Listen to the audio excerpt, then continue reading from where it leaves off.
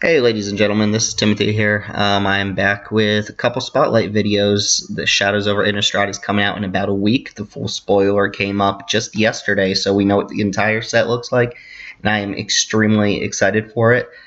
Keep in mind that these spotlight videos, they look at cards from the perspective of limited only, so they might have applications outside of limited, or they might just be terrible outside of limited. But the cards that really excite me are the ones that do something out of the ordinary, or they're the type of effects that you don't get off of other cards. So I don't often look at mythics. I don't think I've looked at a mythic yet, and I probably won't for this set because mythics are just powerful in their own right. Maybe not always interesting, just very strong. I like cards that have a lot of flexibility to them.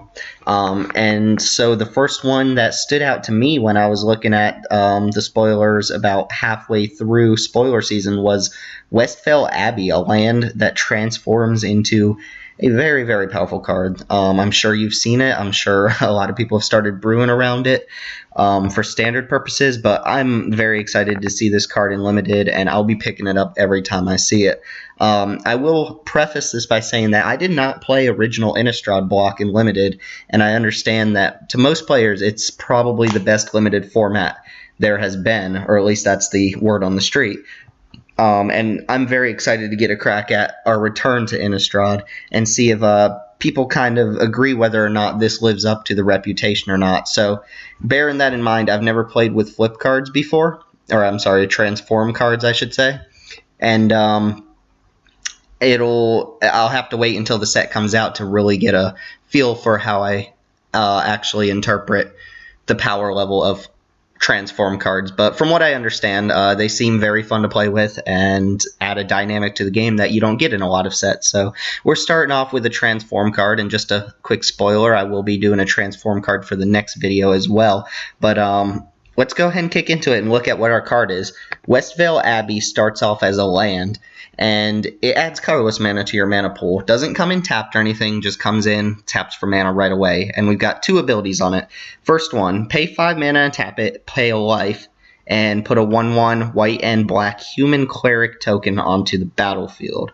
Alright, so a couple things about that. First off, it's awesome when your lands create creatures. It's awesome to just have a land that taps for mana and does some sort of utility effect. So even though this costs a lot, and a 5 for a 1/1 is quite a bit, plus you're paying a life, it's still an extra effect tacked onto your land. You don't have to use it, but it's there to use if you need it, and as we'll see, there are plenty of things you can do with that. The nice part is that this adds mana right away, so it is just a land at the very least, and it will never really hurt to be in your deck. It only adds colorless, and colorless isn't as important as it was in the previous set, but it still adds mana, and that's very relevant, and can produce creatures in the late game, which is a lot for a land. The second effect, pay 5 and tap it, sacrifice 5 creatures, transform it, and then untap it. Key part being untap it. Once you transform it, so 5 mana, sack 5 creatures, we turn into Ormendahl, Profane Prince, a 9/7 with fly-in, lifelink, indestructible, and haste. That is absolutely insane. I do want to point out this is not a mythic, this is just a regular rare. And the very, very first thing I see straight off the bat is that there are no color requirements for this card. Yes, Ormendahl is a black creature, and the clerics you get are black and white, but there are no color requirements. This is just a colorless land that you can play in any deck. You can literally pick this card up at any point in the draft, and it will fit into your deck. And I mean, when I first saw Ormendahl, I was speechless. Flying, lifelink, and indestructible, and the haste is a really big deal there because Westvale Abbey untaps itself when you transform it, so you get to swing with this 9/7 indestructible flying lifelinker the turn you flip it, and that's just going to end the game like very quickly. It's pretty much a 2-turn clock, assuming that you've done 2 damage to your opponent, and they just it's very hard to raise. As we'll see, it's not unbeatable, but it will end the game if your opponent doesn't get an answer for it immediately the turn it flips. Of course, sacking 5 creatures is a real cost. We're not just going to act like this is always going to be a flipped version. Sometimes it's just going to sit there as a land and you're not going to be able to flip it. Sometimes those tokens you're making off the second ability, you're just going to have to chump with them or something like that. So if we're being realistic, this card is not always evaluated on the right side, but the fact that the left side is useful on its own makes the right side even that much better. But once it flips, game over, pretty much. Unless your opponent has the answer within the turn it flips or the turn following it, this card's probably going to win you the game. The lifelink is really huge on this too. That's why I said it complements a long game strategy here, is because you can fall behind a little bit. You can use that life to make cleric tokens. You can take a couple hits. Once this flips, you're gaining 9 life the turn it flips. 9 life off of lifelink, which is going to get you back in the game very quickly. It's kind of like the same effect as Grizzlebrand, where you pay 7 to draw cards, but then you're lifelinking it back anyway in most decks. Not that I'm comparing this card to the power level of Grizzlebrand, but the kind of synergy between losing the life and then gaining it back is definitely there. And finally, this is a very interesting card because it complements token strategies, but it also enhances token strategies at the same time. A lot of times when you have token-themed decks, I'm thinking Selesnya-type decks from Return to Ravnica, you have, on one hand, cards that generate tokens, and then on the other hand, you have different cards that use those tokens, and you need to find a nice mix of this. Westvale Abbey does all of that in one card. It generates the tokens and it gives you a use for tokens. Notice that this does not say you have to sacrifice the tokens that are generated from Westvale Abbey. Honestly, those are the creatures you want to sack because they're 1/1s. You don't want to be sacking your 3/3s and so on and so forth. You don't want to sack big creatures for this. You want to sack tokens. So you use tokens, you make tokens, and you turn into this gigantic flying indestructible powerhouse of a card. Now, the first thing we've got to do, like I said, this card is not 100% of the time going to be Ormendahl.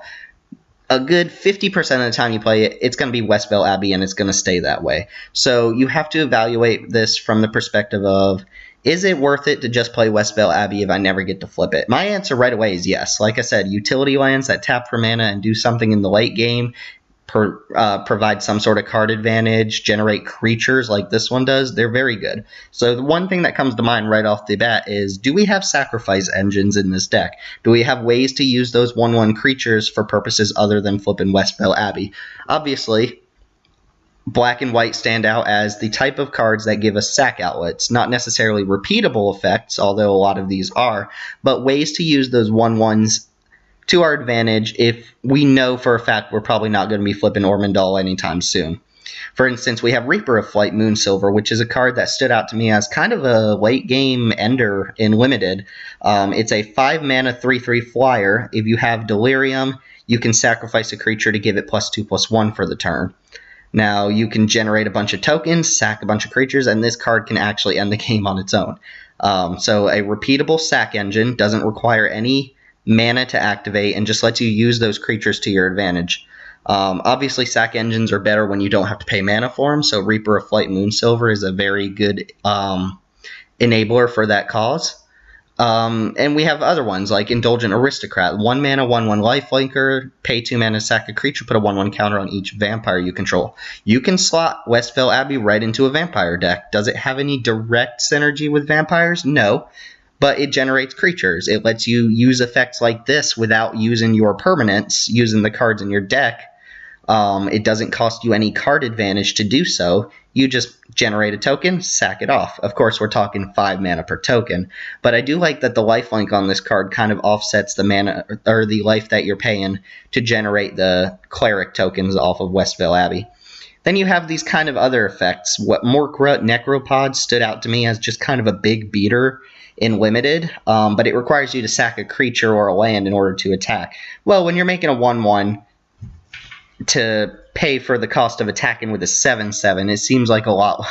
It seems like you're not losing that much. The 7/7 with Menace, by the way, is going to do a lot more than that 1/1. And you don't want to sack your other creatures. You don't really want to sack your lands unless you have to. So just being able to generate something quickly, sack it off, and use it for that advantage is going to put you very far ahead. Same with Pious Evangel. Pious Evangel is not exactly a sacrifice engine because it's not a repeatable effect, but you can sack one of your clerics to flip them over, and then the Westvale Abbey actually synergizes pretty well with the flip side of that creature, Wayward Disciple, in that every time one of those clerics dies, anytime you sack it, anytime it goes into combat and dies, so on and so forth, you're gaining that life back and your opponent's losing life.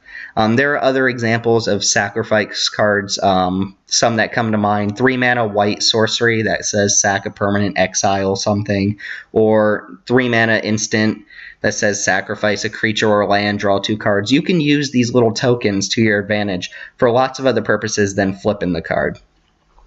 The next question I had to ask myself is, how much token generation is there in this set? Now, early on in spoiler season, it came to my attention that there were tons and tons of tokens in this set, and from the next little slide here, you'll see there is tons and tons of token generation in this set, and it spans all the colors.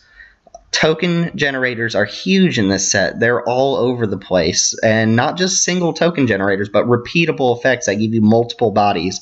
The reason I mention this is because 5 mana is a lot for a 1/1, and you may not be able to amass 5 creatures off of just Westvale Abbey. You'll want to use the rest of your deck to kind of put together a team of 5 creatures, sack those off, and flip Westvale Abbey using your other creatures to your advantage. But just looking at this slide, we zoom in at a couple examples. We see red cards, green cards, blue cards, black cards, and white cards that all create multiple bodies with just one card. Some of them rare, some of them common. Westvale Cult Leader makes one at the end of every turn, and ironically makes the same kind of token, so you don't even need a separate token card. Isn't that neat? Of course, this is a flip side of another card, and it's a rare, so it's not likely that you'll get them at the same time, but hey, it's not unreasonable either. Same goes for Diregraph Colossus, which just makes a token every time you cast a zombie spell. So cast 2 zombies, and suddenly you've got 5 creatures on the battlefield. Absolutely insane. Dance with Devils, I will mention the Devil token one time before the end of this video, but this just makes 2 creatures in red. Like I said, there are no color requirements for this land, so you can toss in a card like Dance with Devils, or perhaps I should say you can toss Westvale Abbey in with a red deck, and just have that extra advantage of being able to flip that card with these kind of token generators. Cards like Second Harvest, this is a rare again, but it ranges from absolutely terrible to incredible, depending on the battlefield and what your deck looks like. Sometimes it does nothing. Sometimes it can create 3 or 4 creatures on its own. It basically just doubles the tokens that you have on the battlefield. So if you have 3, suddenly you're at 6. Synergizes very well. In green, Rise from the Tides makes multiple zombies based on the number of instances sorceries in your graveyard. White has a lot of token generation going on. Both Nearheath Chaplain and Vessel of Ephemera both create 2 1/1 spirit tokens that you can use to your advantage here. Drano Corpse Trawler also creates multiple bodies across 1 card. Call the Bloodline turns cards you discard into extra 1/1s.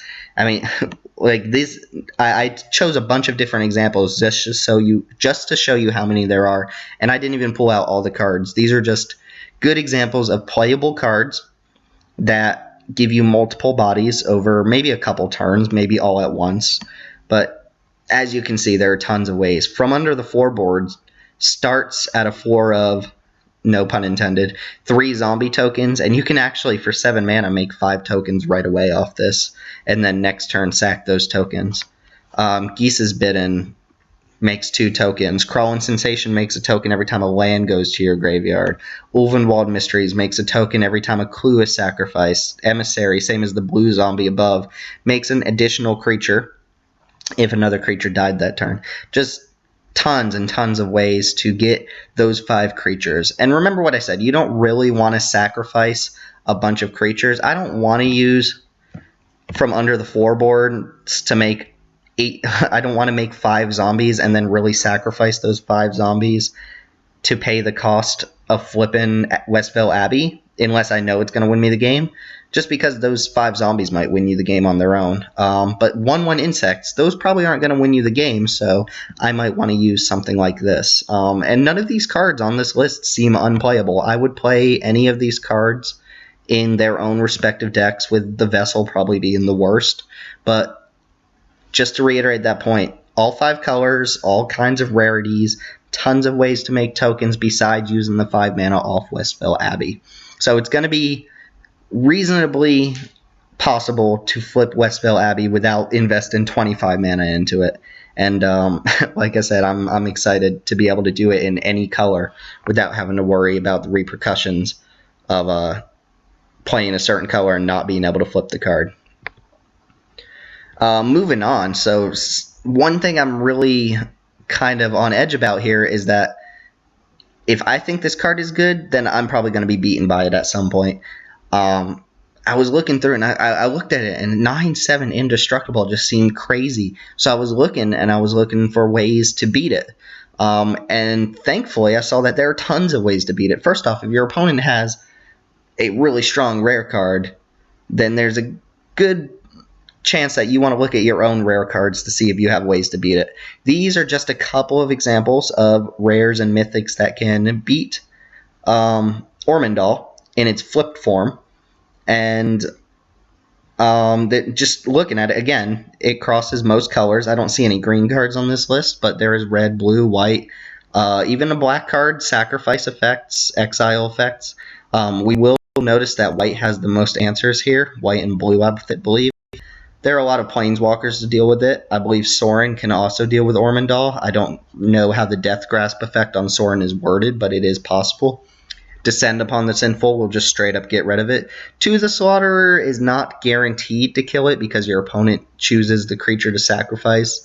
But odds are if they sacked 5 creatures to flip their land, then Ormendahl's probably the only creature they have on the battlefield. So if you time this right, you can deal with it, even the turn it flip, before it even gets a hit in, since To the Slaughter is an instant. Declaration in Stone is a sorcery, so you're probably going to take a hit from Ormendahl, but you can just straight up exile it with it. Angel of Deliverance, I'll talk about this in my set review. I don't think this card... I think this card is very borderline on whether it's playable or not, but if my opponent has this land and that's their kill condition, then I might consider using the Angel to get rid of it. It has to deal damage first, but once it does, it can just straight up exile that card. Engulf the Shores and Jace are kind of funny, because the worst thing I can imagine happening to Ormendahl is having it bounced. It gives them back their land, but it's very unlikely that you're going to sacrifice 5 creatures twice in the same game. Once you've got those 5 creatures and you've flipped Ormendahl, you want to win with it from that point. If it gets bounced, you're back to square one, and you've lost 5 creatures. So having it bounced is insane. Engulf the Shore, and I forgot to change this out for the English version, but Burn from Within, just to give you a reference, this is X in red. Deals X damage to target creature, and if it has Indestructible, I believe it loses Indestructible for the turn, and it's exiled. Something along those lines. Engulf the Shore and Burn from Within are kind of expensive ways to deal with it. Engulf the Shore is going to require you to have 8 islands or more, and Burn from Within is going to have to be an 8-mana card in order to deal with it, but the point is there are still answers there. Anguished Unmaken, just an good all-around catch-all. Kind of a multicolored card, so may not make it in all your decks, but an answer nonetheless. Of course, these are all rare, so sometimes you may not have the rare answer. So I just wanted to look and see if there were answers at common and uncommon, and the good news is there are. First off, Structural Distortion. This set is very, very low on land destruction, which is great because land destruction is not very good, nor is Structural Distortion that much of a good card. But it's a good sideboard card, specifically for cards like Westvale Abbey. This lets you deal with Westvale Abbey before your opponent even gets going with it, before they even have a chance to flip Ormendahl. There's not much they can do about it, and they're going to take a little bit of damage on it, but this also exiles. They're not getting that land back. It's gone. It's done with. You don't have to worry about it. Topplegeist. I'll talk about this in my set review, but Topplegeist is probably one of my favorite cards from this set. If you get through that Delirium and you can tap a creature on your opponent's turn, then you just tap down Ormendahl and you don't have to deal with it. Of course, that's a little tricky. Topplegeist is super vulnerable, very easy to kill, but nonetheless, if your opponent can't kill it, you just tap it down and they never get to swing with it anyway. Clip Wings. Each opponent sacrifices a creature with flying. Oh, you just sacked 5 creatures and you only have Ormendahl? Why don't you go ahead and sack it? This one's instant too. Lunarch Inquisitors. This is the flip version of a card that requires you to equip it in order to flip it. rhyme unintentional, but once it flips, you basically banish or priest a card. And the good thing about this is, yes, they get their card back when Lunarch Inquisitor dies or leaves the battlefield, but it comes back as Westvale Abbey, not as Ormendahl. So it is a way to deal with that creature. And like I said, once they flipped it, if you deal with it and they get their land back, they're probably not flipping it in the same game.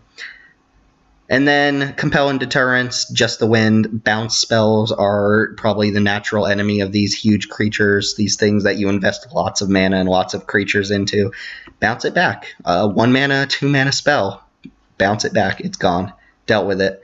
And these are commons and uncommons here, so plenty of ways to deal with it. These are just a couple examples, and notice this covers every color except black, but black has sacrifice effect and a couple other neat ways to deal with the card. So Ormendahl is not unbeatable. It is still very strong, and it's going to require you to have an answer like this. So if you're in one of those colors and you see it, I hope you have a card like this in your sideboard. Structural Distortion, Clip Wings are sideboard cards, but they're sideboard cards exactly for cards like Ormendahl.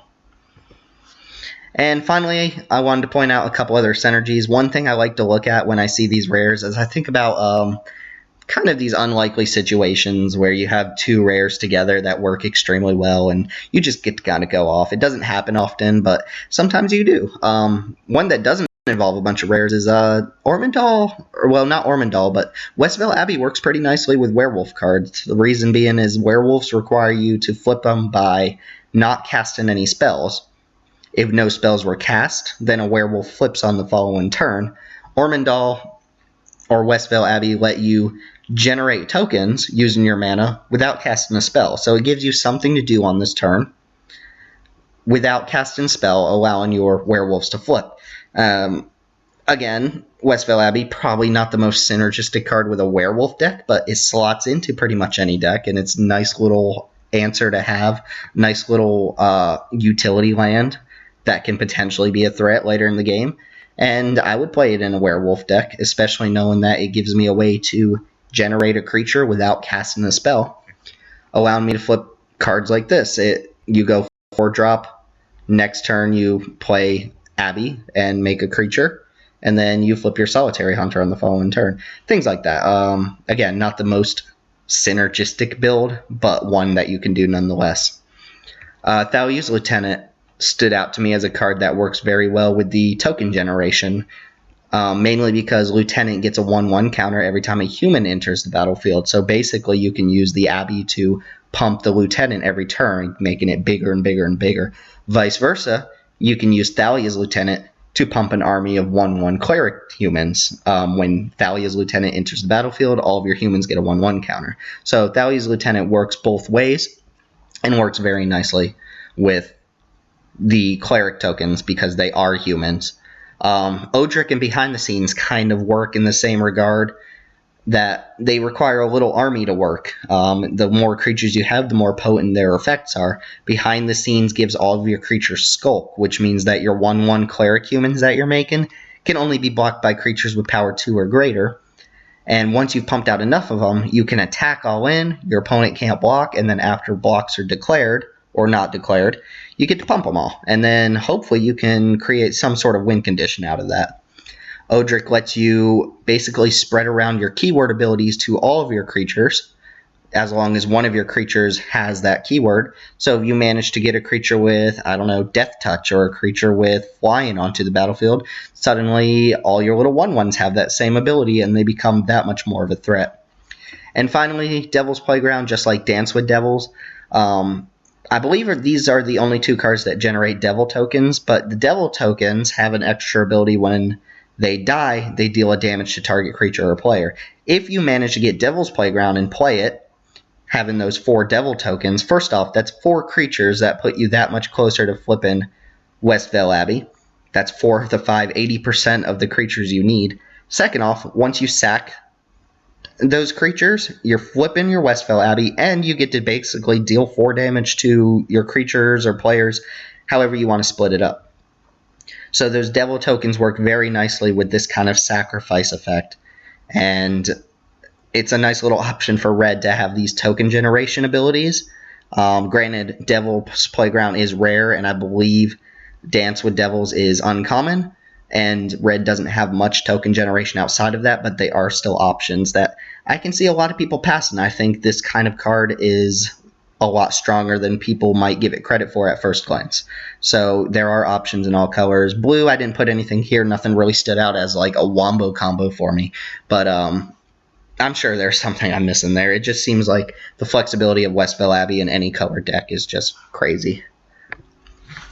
Now, that being said, just to summarize the pros of this card, it's a huge, powerful clock once it flips. Most games, your opponent's going to be less than 20 life by the time you're flipping up a 9-7, and the fact that it has haste means that you're probably landing a 2-turn clock here, maybe more, but it has lifelink too, which means that you're going to win the race. The land part of it is useful even if you never flip it. Sure, we want to play with Ormendahl, but I'm fine playing with just Westvale Abbey. If they had printed Westvale Abbey as a rare land and they never gave us the flip side of it, I think I'd still be fine playing it. And it requires specific answers. The fact that it has indestructible means that it's not going to die to destroy spells, it's not dying in combat. And there are answers, but it requires an answer. It's a huge, huge threat and a game-winning threat if your opponent cannot answer it right away. And finally, the best part about the card, there are no color requirements for it. It does give you a colored creature, but that doesn't mean anything for the deck. Maybe for commander players, but like I said, we're talking about limited here. The cons, it does need support outside of just the card. Like I said, it creates tokens, but we're talking about 25 mana plus 5 life to create 5 of those tokens, assuming none of them die and none of them have to block. That's just unrealistic. You're going to need to use your other cards to create tokens in order to flip this. Thankfully, there's an absolute mess of token generation in this set, so that shouldn't be too hard. There are cheap answers. If I saw that my opponent was playing blue, and they have access to these 1 and 2 mana bounce spells, I might be a lot less tempted to play and flip Westvale Abbey, knowing that I've sacrificed 5 creatures. If I know for a fact it's not going to win me the game, I might hold off until my opponent's either out of cards or have used their bounce spells, so on and so forth.